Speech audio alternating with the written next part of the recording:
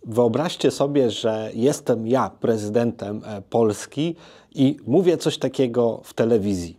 Dnes Európska únia nie je o ekonomickej prosperite, ale je o vození imigrantov, LGBT a gender ideológii, Green Deale, zelenom šialenstve, uhlíkovej transformácii a podobných hlúpostiach, s ktorými národ nesúhlasí a ktoré ja veľmi jasne odmietam a preto vlastne som aj do tých volieb išiel, aby ľudia, ktorí majú rovnaký názor, mali koho voliť. Som unikátnou vecou a síce, že v Bielorusku nebol COVID.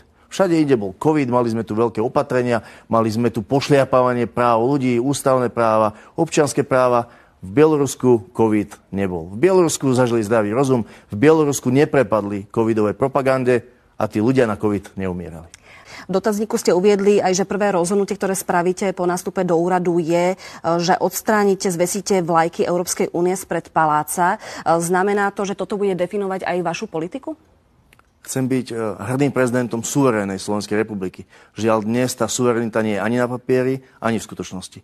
Gesto zvesenia európskych vlajok spred prezidentského paláca by malo znamenať to, že poďme opäť sa nadýchnúť ako Slováci, poďme opäť hrdí, buďme opäť suverénni, samostatní.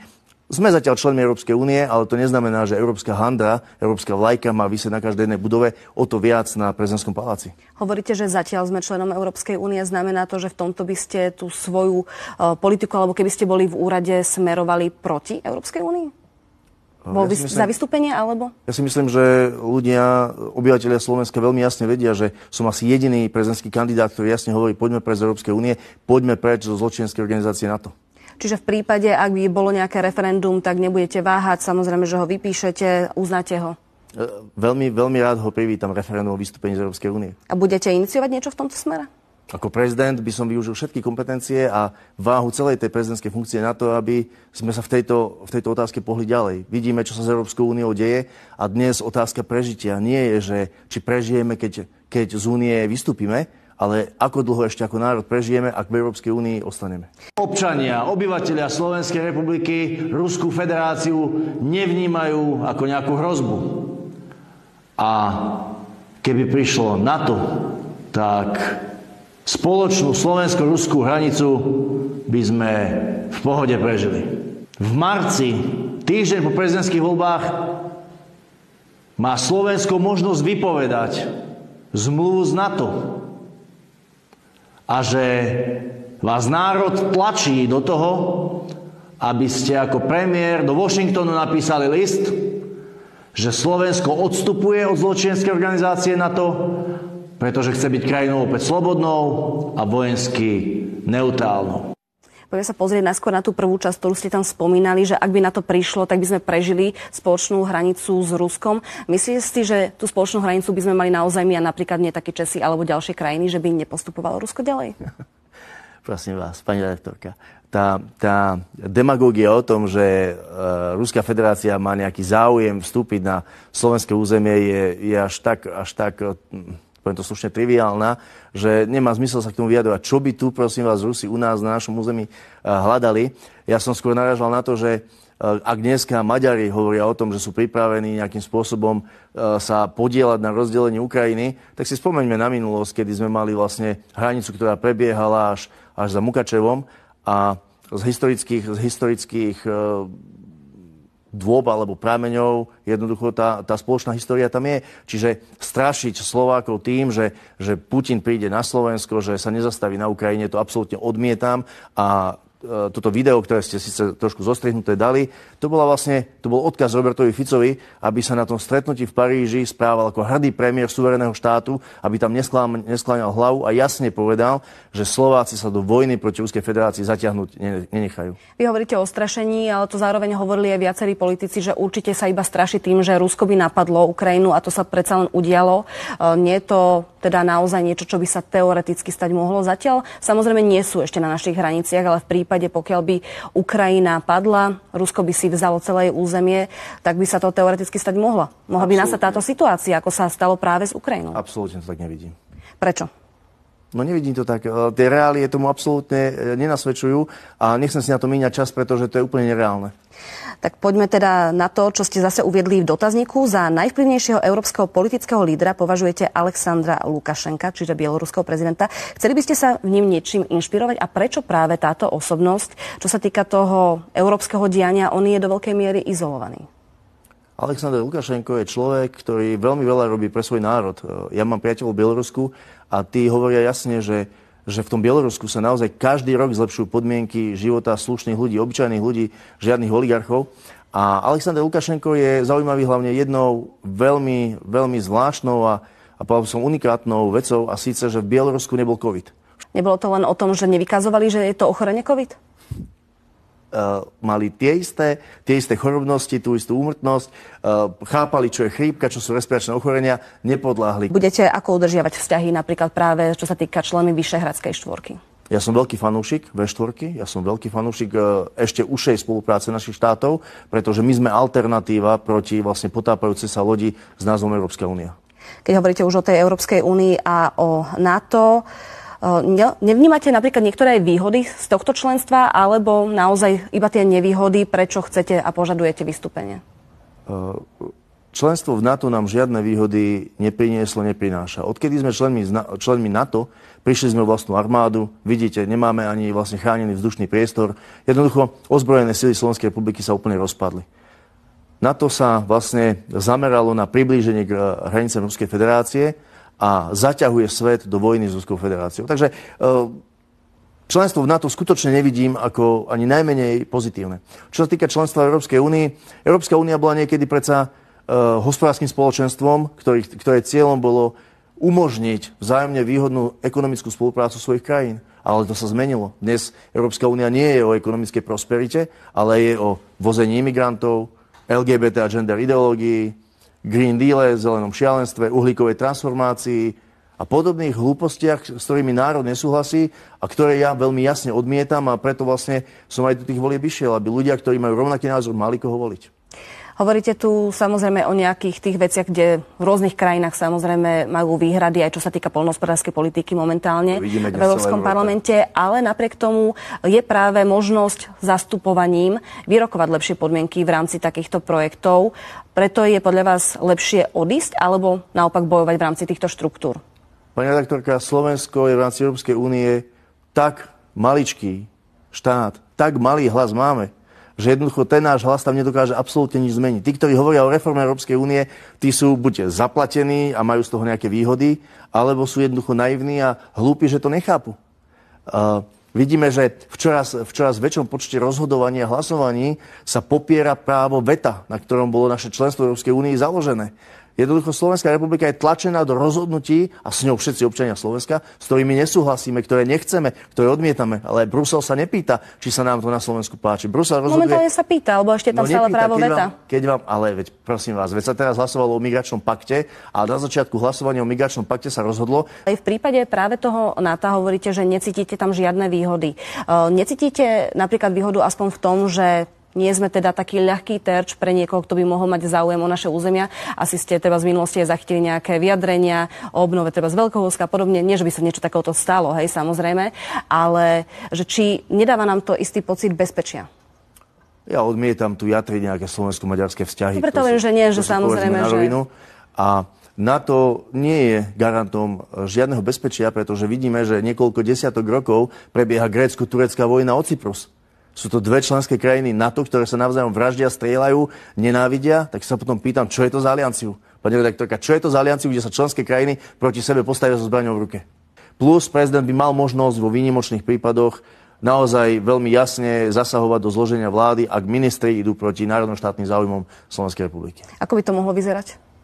Mohlo by to vyzerať napríklad tak, že ak by, povedzme, ministerka zdravotníctva chcela odsúhlasiť alebo prijať pandemickú zmluvu, ktorú dnes pripravuje Svetová zdravotnícka organizácia, ktorá bude cestou k teroru na základe vymyslených pandémií, tak prezident by mal mať právo takúto... Rozmeniť na drobné. Prečo chcete vystúpiť z Európskej únie a vieme si to dovoliť? prvom rade chcem povedať, že nie sme a nie som za okamžité vystúpenie z EÚ. Tu by Slovenská republika ekonomicky neprežila. My konštatujeme v Slovenskom hnutí obrody, že treba pripraviť procesy na to už dnes, aby Slovenská republika jedného dňa mohla opustiť Európsku úniu. A prečo? No pretože nie sme suverénny štát. Momentálne sme politickou kolóniou, aj poviem prečo. Pretože ak európske smernice, nariadenie, európske právo je na území Slovenska viac ako slovenské zákony prijaté slovenským parlamentom, nie sme svojprávna ani suverénna krajina. A akým spôsobom by to potom mohlo fungovať? Predsa len máme tu nejaký geopolitický priestor. Plynú nám výhody napríklad aj z členstva Európskej únie, tak je asi pochopiteľné, že keď sa nám dostávajú aj finančné prostriedky práve z tohto subjektu, že tam isté nejaké zaviazanie musí byť. Spolupráci. To je v poriadku. To som spomínal ten hodnotový argument, okrem teda agent LGBT a multikulty, k tomu asi ešte prídeme, a ten finančný, pragmatický postoj jednoduchý. Tie európske peniaze, ktoré k nám natekajú, to nie sú peniaze Bruselu, to sú naše peniaze. My ako členský štát každý rok do pokladne Európskej únie odvádzame povinný príspevok. A takže to nie sú nejaké bruselské peniaze, to sú len naše peniaze s tým, že ešte Brusel má tú drzosť, že nám diktuje, na čo naše peniaze môžeme použiť v konečnom dôsledku. Čiže ani to nie je celkom v poriadku z môjho pohľadu. My sme ale medzi krajinami, ktorí sú čistí prijímatelia práve bruselských financií. Znamená to, že napríklad len do roku 2016 sme z únie dostali o 11 miliard viac, ako sme do nej vložili. A všeobecne to vychádzalo tak posledné roky, že 5-krát viac sme dostali, ako sme tam dávali. Takže to nie sú len čisto naše peniaze. Na nás práve, že doplácajú naopak tie silnejšie, ekonomicky silnejšie štáty, ktoré dávajú viac do únie, ako získavajú. Takže tento argument neúplne obstojí. Ale to, čo hovoríte, nie je celkom presne pomenované a nie je to do hĺbky pomenované, poviem z jediného dôvodu. Za 20 rokov, a bolo to aj vo všetkých médiách, sme ako členský štát EÚ vyčerpali približne cez eurofondy 30 miliard eur. To je slušný balík peňazí, ale spočítajme si za tých 20 rokov, koľko sme poprvé odovzdali do Bruselu ako členský štát EÚ, ale okrem toho sme sa museli zdať totálnej sebestačnosti. Prišli sme o slovenské banky, o slovenské telekomunikácie, prišli sme o potravinovú sebestačnosť a všetky tieto peniaze, ktoré by sme z toho mali, plynú na západ, do nadnárodných spoločností. A to už nehovorím o tom, že napríklad cez súkromné zdravotné poisťovne nám odišlo za niekoľko rokov niekoľko miliard eur za to, že Slováci cez povinné odvody financujú súkromné zdravotné poisťovne. Čiže keď to všetko spočítate, zistíte, že my nepotrebujeme z finančného hľadiska EÚ, ale EÚ potrebuje jednoducho nás. Čiže by ste niekde inde presmerovali tie toky, ktoré momentálne sa dávajú do tohto spoločenstva. Tak to máme chápať. Ale určite, áno, tak si len vezmite a dá sa to nájsť, vygoogliť zisk zahraničných bank, ktoré pôsobia na Slovensku za posledné roky. To sú také peniaze, že kebyže tie peniaze zostanú v slovenskom štátnom rozpočte, my nepotrebujeme tzv. Bruselské peniaze. Opakujem, tie bruselské peniaze, európske peniaze, to sú naše peniaze. Ďalší bod, o ktorom vy hovoríte, je silná slovenská mena. Ako by ste si predstavovali ten návrat tej slovenskej mene? Nebolo by to pre nás kontraproduktívne, keďže aj naša ekonomika je pomerne silno naviazaná aj na Európsku úniu? Opäť tu konštatujem, pravda, že nebude to zo dňa na deň. Treba pripraviť tie procesy, aby sme znovu obnovili slovenskú korunu. A to je ten ďalší argument. Každý štát, ktorý nemá svoju národnú menu, tak je ekonomickou kolóniou, pretože o ekonomike toho štátu rozhoduje niekto iný niekde inde. A poviem aj konkrétny jeden ekonomický príklad. Krajiny V4 okrem Slovenska, naši susedia majú svoju národnú menu, žijú normálne, dovolím si povedať, že v niektorých aspektoch aj lepšie ako my na Slovensku. A pred pár dňami takisto cez médiá prebehla informácia, že priemerná mesačná mzda u Poliakov, Čechov a Maďarov je už vyššia, ako máme my Slováci. A majú svoju národnú menu. Čiže my sa nebojme. A myslíte si, že je to naviazané kvôli mene, nie kvôli ekonomike a výkonnosti? No ale tým chcem poukázať, že pokiaľ má štát svoju národnú menu, tak vie byť lepší hospodár a môže mať lepšiu výkonnosť ekonomickú, ako keď má spoločnú menu euro. V minulosti to ale tak teda nebolo. Že napriek tomu, že sme mali tú slovenskú menu, až tak sa nám nedarilo, ako keď sme naštartovali naše pôsobenie Európskej únie. No tak viete, keď vo vláde boli ľudia, ktorí otvorene konštatovali, že štát je zlý vlastník a všetko rozpredali, myslím tým Mikloša, Dzurindu a spol, tak ani sa nečudujme jednoducho, že sme išli dolu vodou, lebo to bol všetko úmysel, aby nám dokázali, že Slováci si nevedia manažovať svoje veci. A ja verím vnútornú silu Slovákov aj občanov Slovenskej republiky a máme na to, aby sme si náš slovenský štát úspešne manažovali.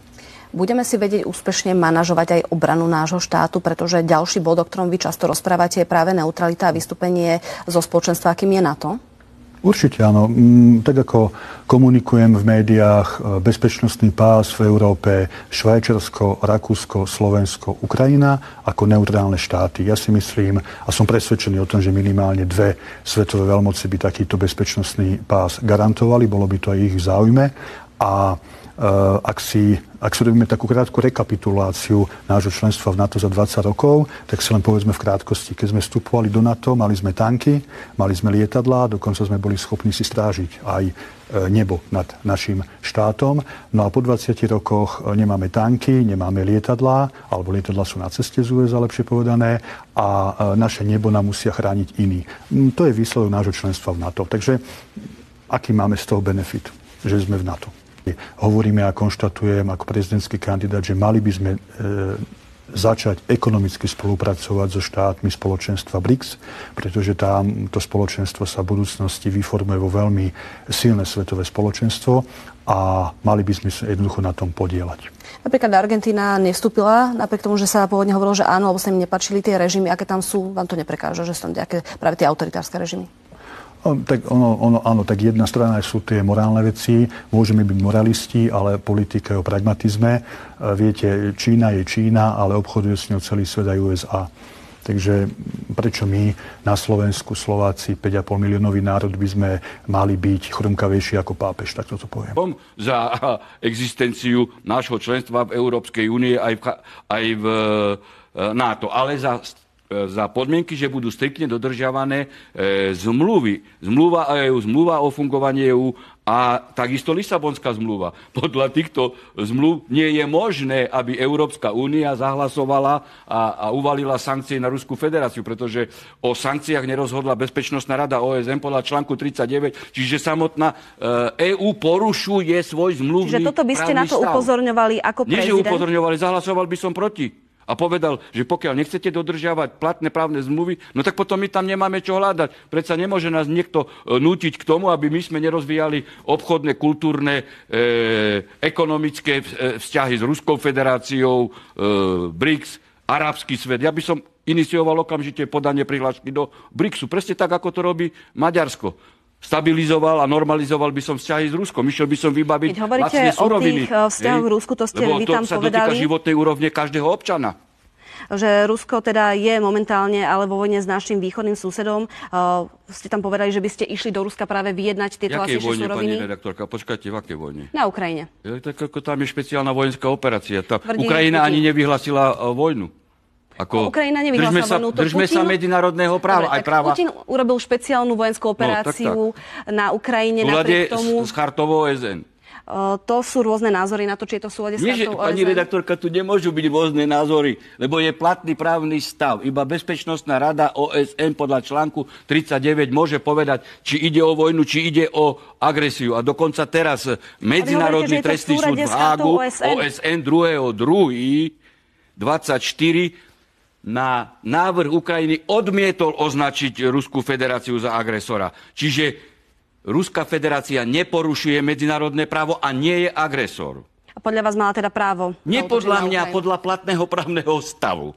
Mala právo zaútočiť na Ukrajinu? No samozrejme, že mala právo, lebo tu boli Minské dohody, ktoré garantovali Luganskej a Donetskej republiky samostatnosť, lebo neuznali vojenský teroristický protiústavný puč Kyjeve v 2014 roku. Minské dohody garantovalo Nemecko, Francúzsko a Petro Porošenko, Ukrajina, že tieto republiky, respektíve samostatné jednotky, dostanú samostatnosť a bude sa Ukrajina federalizovať. A namiesto toho banderovský, fašistický režim ukronacistický začal vraždiť civilistov na Donbase. Zavraždil vyše 14 000 toto je podľa vás teda dôvod, prečo no, ja to chcem povedať, ja to chcem dokončiť, pani redaktorka, pretože Minské dohody neboli garantované, hoci ich schválila Bezpečnostná rada OSN, stali sa súčasťou medzinárodného práva, stali sa súčasťou ukrajinského právneho poriadku a režim vraždil 14 000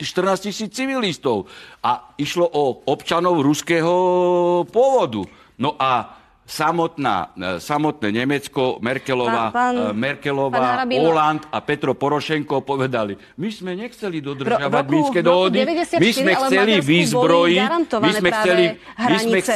nechajte ma dohovoriť, lebo to je taká vážna vec a občania Slovenska sú klamaní. My sme nechceli dodržiavať Minské dohody, my sme chceli vyzbrojiť Ukrajinu. A na základe vyzbrojenia, aby Ukrajina zaútočila na Rusko. Čiže Rusko malo právo použiť článok 51 v roku 94 boli uznané hranice Ukrajiny. A čo to s tým má spoločné? Aj Kazachstan, aj Bielorusko uznalo tieto hranice. Ale čo to má s tým spoločné?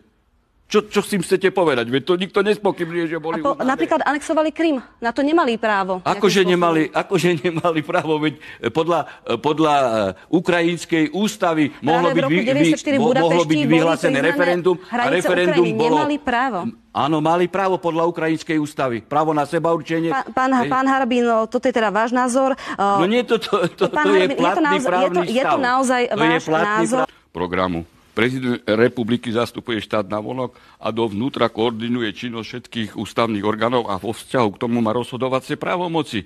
Čiže ústava nepredpokladá, že jeden štátny orgán útočí na druhý štátny orgán. Nehovorím o útoku, vyslovene sa pozerať na konkrétny toto je ceste, toto ústava nepozná. Čiže úrad prezidenta a úrad vlády musia ísť v intenciách toho, čo je najlepšie pre Slovensko, najlepšie pre občanov. A v tomto smere, keď je konfrontácia, no tak si to odnesú občania. Ja napríklad podporujem to, čo teraz premiér Fico ohlásil a zachoval sa v Paríži ostro, alebo reagoval ostro na to, že by Slováci neposielali vojakov na Ukrajinu. Evidentne takýto krok podporujem a to treba oceniť. Samozrejme, ale viete si predstaviť, že by ste sa niekedy vyhranili. Aby neboli dodávané zbrane na Ukrajinu, pretože pán Pellegrini hovorí, že súkromné firmy môžu dodávať. No nemôžu. My sme účastníkom celého radu teda medzinárodných záväzkov o zákaze dodávok zbraní do konfliktnej oblasti. Pán Harabín, stále je tu tá moja otázka. A keď súkromné firmy by dodávali, momentík, to musím povedať. Súkromné firmy, keby dodávali, tak Slovensko porušuje svoje medzinárodné záväzky. Tu je článok 1 odsek 2. Slovensko dodržiava všetky záväzky plynúce z medzinárodných zmluv. Tak predseda parlamentu povie, že bude dodávať zbrane na Ukrajinu. No tak ako? Ako ty poznáš platný právny stav, pán predseda? To musí vytnúť. Čiže voči takýmto veciam by ste sa vyhranili. Viete si teda predstaviť, že naozaj pôjdete možno niekedy do konfliktu. A to zase v intenciách, pani redaktorka, tých, že treba dodržiavať ústavu, platný právny stav. A v tomto som nekompromisli. Ale neznamená, že chcem byť v konfrontácii alebo protiváhu. Nie, chcem len dosiahnuť, aby všetky ústavné orgány dodržiavali ústavu a platný právny poriadok a medzinárodne záväzky. Nič viac a nič menej. No jak się z tym czuliście? Czy był to miód na wasze uszy i przejaw normalności i taka nadzieja, że w końcu zaczęliście żyć w normalnym państwie, gdyby taka debata i taka dyskusja miała miejsce w telewizji? Dla mnie to był naprawdę miód na uszy i gdyby była w Polsce siła polityczna, która właśnie w ten sposób jej liderzy prezentują rację stanu Polski, to na pewno bym się w nią zaangażował. I tutaj właśnie widzę, że realnie możemy coś zmienić. My jako słuchacze Mateusza Jarosiewicza, ale też inni osoby, które nagrywają. Tutaj, nie wiem, wywołam na przykład odpowiedzi Radka Pogodę, Atora. Niech się odniosą do takiego pomysłu, żebyśmy na przykład ogłosili, że mamy takie postulaty. Myślę, że Ator to by się raczej na takie akurat nie zgodził, ale nie wiem, może... powiedzmy może Usi by przyjął coś takiego, może Pitoń na przykład by się zgodził na to, żeby ogłosić na polskim YouTubie, że mamy taki pomysł, chcemy takiej debaty w Polsce i żeby taka debata zaistniała, to oddajemy potencjał swoich kanałów, swoją siłę medialną, że jeśli ktoś zacznie właśnie z takim programem iść, to my to środowisko, tą osobę będziemy wspierali. I tutaj można się od razu zastanowić i troszeczkę zdziwić, czemu jeszcze właśnie w przestrzeni mediów, w przestrzeni tego dyskursu, debaty politycznej nikt takich postulatów, które wydają się mi najbardziej oczywiste, najbardziej normalne, uzasadnione, dowiedzione przez ostatnie lata, Nikt tego nie mówi. Uważam, że to jest wielka okazja, wielki potencjał do tego, żeby na scenę mogły wyjść nowe idee, nowe osoby może, choć idee tutaj w tym przypadku, postulaty są ważniejsze. Zobaczcie, mówić nawet o jakimś programie, o takim celu jak wyjście z Unii Europejskiej czy z NATO, rozliczenie pandemii, to są wszystko rzeczy przecież, od których telewizor się nie popsuje. Ludzie, przynajmniej wszyscy, nie zejdą na zawał, że ktoś ma czelność coś takiego wypowiedzieć. Już nie żyjemy w rzeczywistości, gdzie tylko, wiadomo, Gazeta Wyborcza, Monika Olejnik i propagandyści z jedynki mogą oceniać, czy coś jest dobre, czy złe, koszerne, czy nie. Żyjemy w rzeczywistości, gdzie coraz więcej, albo nawet już może większość osób czerpie swoją wiedzę pośrednio lub bezpośrednio z internetu. Pośrednio, no bo jeśli w internecie o czymś się dużo mówi, to siłą rzeczy media starego typu się tym inspirują. Więc jest potencjał duży medialny i myślę, że Konfederacja, takie środowisko na przykład, czy Korwin, powinni już dawno to wyczuć. Gdyby to były autentyczne partie, które myślą w kategoriach polskiej racji stanu, już dawno by wyjechali z takim przekazem w debatach. Mieliby właśnie takich ludzi jak na Słowacji. Można wręcz skopiować programy, można skopiować Roberta Fico i innych kandydatów i odwołać się do tego, że to nie są jakieś wymyślone teorie, to nie są jakieś, nie wiem, teorie spiskowe jakby spod kanapy, tylko to jest normalna już w tej chwili w Europie polityczna opcja, tak? I tej opcji nie ma w ogóle w Polsce. Uważam, że to jest spokojnie 10-20% do wzięcia i uważam, że pokazując to, mówiąc o tym, możemy zacząć to tworzyć. Mam takie przeczucie, mam taką intuicję, że to będzie możliwe. Nawet być może któreś z istniejących środowisk się skusi, żeby zmienić retorykę, bo wykalkulują politycznie, że im się to opłaca. Pamiętajcie, że politycy nie są po to, nie po to zostają politykami, zakładają partię, żeby realizować swoje postulaty.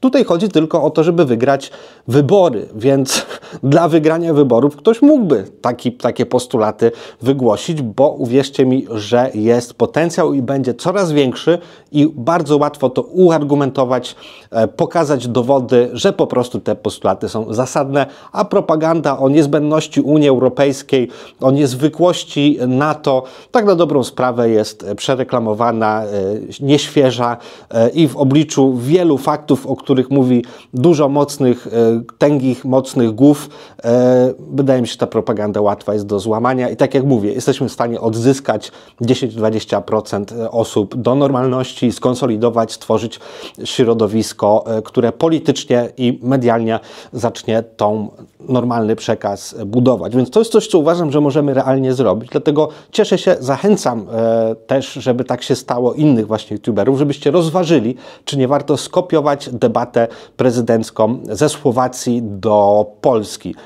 Są różne sposoby, na jakie możemy to zrobić i to jest pierwsza taka dosyć prawdopodobna propozycja rzeczy, które możemy zrobić, żeby w Polsce coś zmienić na lepsze, zaczynając od tego, gdzie jesteśmy, nie szukając jakichś wyolbrzymionych perspektyw i celów typu na przykład referendum, gdzie zdobędziemy konstytucyjną większość, bo po prostu są to cele nierealistyczne, ale w debacie możemy poprzez przykłady, poprzez popularyzację tekstów, wiadomości, postulatów, przekazów, które już zajawią polskie społeczeństwo, które już wysądują zainteresowanie. Dlatego podajcie to wideo dalej już w formie takiej mojej sądy, czy faktycznie tego chcemy, czy ten przekaz na początku, który wam pokazałem, trafił do waszego serca, bo jeśli tak, to wy jesteście, można powiedzieć, tą sondą tego, czy dla polityków jest to atrakcyjne, żeby taki przekaz budować, a jeśli ich formaty są zbyt sztywne, wyborcy są już w jakiś sposób tak zorientowani, że się na to nie zgodzą, nie łykną tego,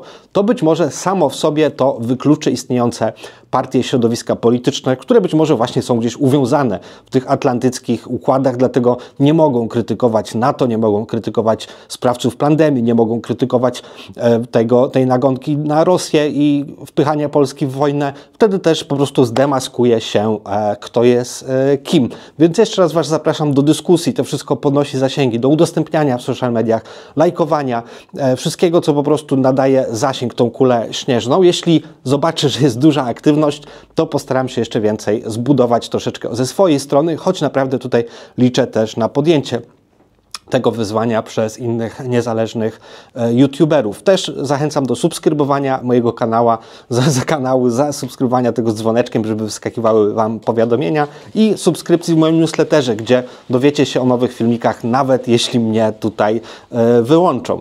I gratis mam drugi pomysł, też dosyć moim zdaniem ważny, bo już zapomnieliśmy o protestach rolników, a przecież za tydzień niecały te protesty jakby rozgrzeją się na nowo i trzeba się do tego przygotować. Największy błąd taktyczny tych protestów jest to, że rolnicy nie posiadają łączności ze sobą. Zobaczcie, ta straż pożarna, policja, służby specjalne, oni wszyscy mają te centra dowodzenia i na przykład latają sobie dronami, mają kamery, na słuchawkach ktoś im mówi, słuchajcie, idą z tamtej strony, słuchajcie, taka uliczka, musicie tam wszyscy iść i, prawda, zaganiają chłopów, żeby się policjanci ustawiają. Stąd wynika ich przewaga. I protestujący takich narzędzi nie używają. Nie mają krótkofalówek, nie mają straży protestu, która by pilnowała ich szyków i dają się ciągle na przykład zamykać. A z mojego doświadczenia, chociażby robienia gier miejskich z dziećmi ze szkół średnich, wynika to, że wystarczy prosta aplikacja, taka jak Discord, żeby na każdym telefonie móc po prostu poprzez zwykłe słuchawki bezprzewodowe czy kabelkowe mieć w uchu kanał, na którym na przykład mogą być koordynatorzy, czy w ogóle dane grupy rolników, które na przykład są na danym proteście. I na przykład jeśli ktoś zasłabnie, to można zasygnalizować, jeśli na przykład, nie wiem, trzeba coś zgłosić, że ktoś puszcza głośne race z protestujących, też można, prawda, mieć alarmowy kanał i to już dużo osób używa tego Discorda. Jest to bardzo popularne, przede wszystkim wśród graczy komputerowych, ale również dużo grup, na przykład, nie wiem, programistów, albo też nawet właśnie takich grup aktywistów, ludzi, którzy uświadamiają ludzi, gdzieś się organizują poza systemem, w różne szkoły, kooperatywy spożywcze, innego rodzaju systemy barterowe.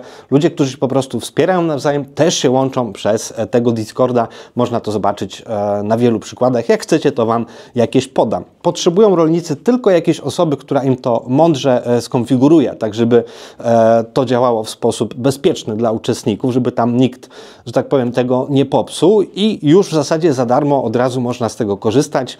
Tak samo jak zresztą można kupić sobie tanie radia krótkofalowe, to gdzieś jest inwestycja rzędu 100, 200, 300 zł i wtedy też te protesty mają szansę przebiegać w sposób skuteczniejszy, zwłaszcza gdzie jest większa ilość osób i na przykład nie widać, co się dzieje, nie wiem, za rogiem, na drugiej ulicy, co się dzieje, że na przykład, nie wiem, kilometr dalej nawet trwa protest i co tam się dzieje, czemu ludzie gdzieś idą, a na przykład może właśnie ktoś sobie z organizatorów takiego protestu mieć wgląd w całą sytuację, że tak powiem, z lotu ptaka, nawet właśnie z drona przesłać sobie zdjęcia i zobaczyć, na przykład może ludzi ułożyć w jakiś wzorek i wtedy te protesty też będą miały większe jaja, większą klasę. Oczywiście mówię tutaj o protestach jako wyrazie demokracji, wolności słowa, woli ludzi, obywateli, którzy są, można powiedzieć, tą finalną instancją, którzy tworzą jakby w domyśle swoje instytucje, więc jakby najważniejszych ludzi, którzy mają prawo właśnie spotykać się, żeby ustalać różne rzeczy, manifestować swoje poglądy i warto robić to w sposób sprawny i skuteczny. Więc jeśli masz kontakt z jakimś rolnikiem, tak, to jeśli zależy Ci na tym, żeby następne ich działania były skuteczne i społeczeństwo dowiedziało się, o co dokładnie im chodzi, gdzie jest problem i jak go rozwiązać, to przekaż im proszę też tą inspirację i właśnie wierzę, że to już gdzieś tam zakiełkuje i sprawy pójdą dalej, bo przecież są też osoby techniczne, informatycy, osoby sprawne w łączności, które na pewno chętnie pomogą, jeśli się gdzieś po prostu zapyta i uśmiechnie do właściwych ludzi. Więc pozdrawiam wszystkich, dziękuję. Jeśli doceniacie moją pracę, możecie zaprosić mnie na kawę i do zobaczenia w następnym nagraniu.